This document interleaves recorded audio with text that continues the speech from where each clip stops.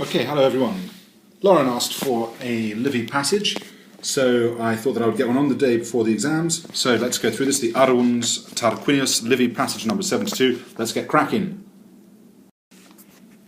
Alright, here's the Latin translation. Take a look at it, pause it, then move on. We'll go through it together.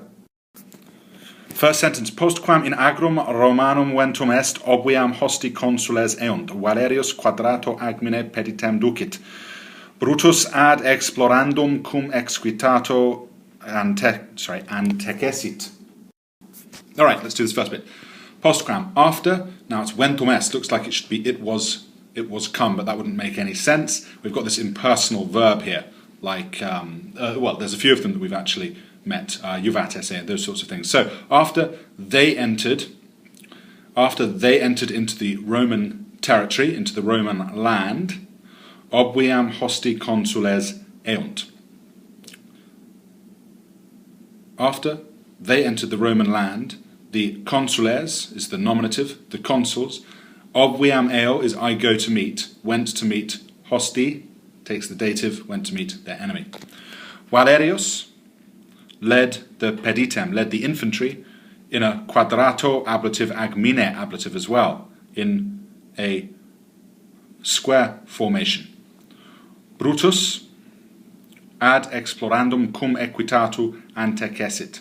Brutus antecedo, I go forward. Brutus went forward, cum equitatu, went forward with the cavalry, ad explorandum, literally for the purpose of exploring, to explore. Ad plus the gerund, obviously explorandum, not agreeing with anything, so it is a gerund. Ad explorandum. Next sentence. Eodem modo primus eques hostium agminis fuit. Praerat Arruns Tarquinius filius reges. Rex ipse cum legionibus sequebatur.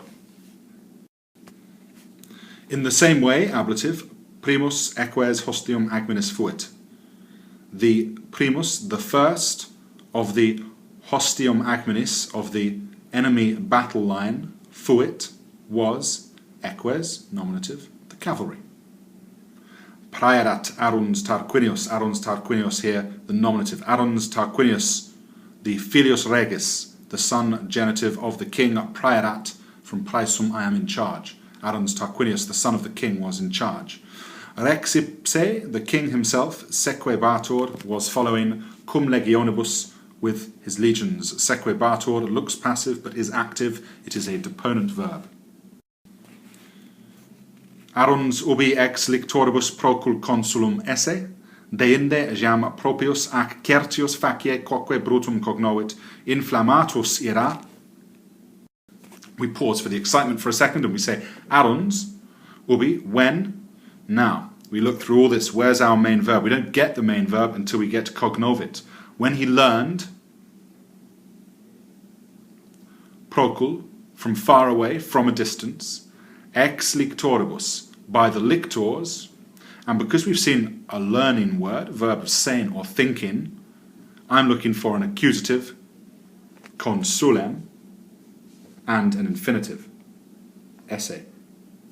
So, when he learned from a distance, ex lictoribus, from the lictors, that consulum esse, that it was a consul, deinde, then, as he jam propius, as he now got closer, propius there, that ius ending, telling me that we are dealing here with a comparative adverb, as indeed we have with the certius, which is also going to be a comparative adverb, when he realized from the lictors, from far away, that it was a consul, and then, as he grew closer, and was more certain by his facie ablative, by his face, that it was also Brutus, inflammatus ira, having been inflamed with anger. Ira there would be an ablative, having been inflamed by with anger. Next sentence. Ille est vir inquit qui nos extores expulet patria, ipse en ille nostris decoratus in signibus magnificae incedit, de regum ultores adeste. That is the man, he said. That is the man, he said. Qui, relative pronoun, who expulit, who forced, nos, accusative, us, extores, in exile, patria, from our fatherland. N. So, ipse, he himself, that man himself, incedit, marches on, decoratus, having been decorated, I just said decorated, but decoratus there is going to be a PPP, perfect passive participle in the nominative. So that man marches on, decorated, magnificently, magnifique, decorated magnificently in nostris insignibus, with our own honours. Di regum adeste ultores. May the gods be present as regum ultores, as avengers regum of the gods. Sorry, of the kings, as avengers of the kings. The gods be present, imperative as avengers of kings. Concitat calcaribus equum atque in ipsum infestus consulem derigit, sensit in se iri brutus, decorum erat tum ipsis capessere pugnam ducibus, avide itaque se certamini offert. Concitat, he sped on his equum, his horse, calcaribus, with his spurs, atque, and he derigit, derigo here, I steer, and he steered himself, infestus, dangerously, in ipsum consulem, against the consul himself, and he headed dangerously for the consul himself. Sensit, in se iri Brutus. Brutus, the nominative. Look for your nominative, look for your subject, look for your verb, look for your object. Brutus sensed in se iri, that he was coming upon him. See a sensing, a verb of thinking or saying, and I'm looking for an accusative infinitive. Brutus realized that he was coming upon him. Decorum erat tum ipsis capessere pugnam ducibus.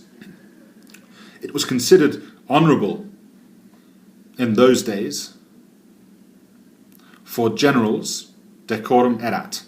It was considered honourable. It was honourable, tum, then, for ducibus, for generals themselves, capessere, to literally take on a fight, to involve themselves in combat.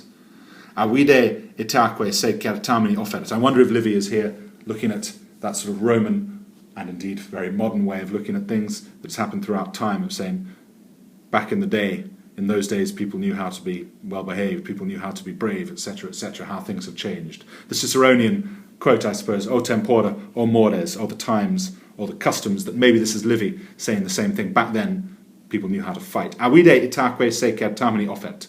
And so he eagerly offered himself certamini, for the struggle. Adeoque infestis animis concurrerunt, nuter dum hostem vulneraret, sui protegendi corpus memor, ut contrario ictu per parmam uterque transfixus moribundi ex equis lapsi sint. And concurrerunt, they clashed together with infestis animis, with fierce hearts, adeo, to such an extent, as soon as I see a trigger word like that, I'm thinking I'm going to be looking later on for an ut, which indeed I'm going to see around about here, and I'm going to probably be dealing with a result clause. And they clash together with fierce hearts to such an extent, comma, neither memor, mindful, protegendi corpus, of protecting, neither mindful of protecting his corpus, his body. That actually has to be, again, a gerund, because protegendi isn't agreeing with the corpus there. That would have to be corporis if it was going to be a gerundive. So neither mindful of defending his own body, dum, as long as while he was wounding his enemy. Neither mindful of protecting his body, as long as he could wound his enemy, comma. So, where was I? Sorry, they clashed together with such fierce hearts, neither mindful of protecting their own body while they could wound their enemy, comma, that, transfixus, perfect passive participle here, having been pierced, that uter rather, having been pierced, that each of them, having been pierced, per parmam, through their shield. The parma was the little round shield. That tells us that actually we're looking at Rome. Well, of course we're looking at early Roman history because we're looking at the last king of Rome. But this is before the Romans had their scutum, had their large rectangular shield. They had a parma, which is a little round shield. I don't think any connection to chicken parma, although it is from the land of, or the area, the Roman area of Parma, where you get obviously Parmesan cheese from, I suppose. Anyway, I digress. So each of them having been pierced through their small round shield by ictu contrario, by the other's blow, by the other's strike. Lapsi sint. We have here a deponent verb in the perfect passive subjunctive form, but of course it's active because it's a deponent verb, labor, that each of them lapsi sint. Perfect here, subjunctive. That each of them fell down, moribundi, about to die, dead, ex equis, from their horses. Okay, hope that you enjoyed that, and I will see you all next lesson.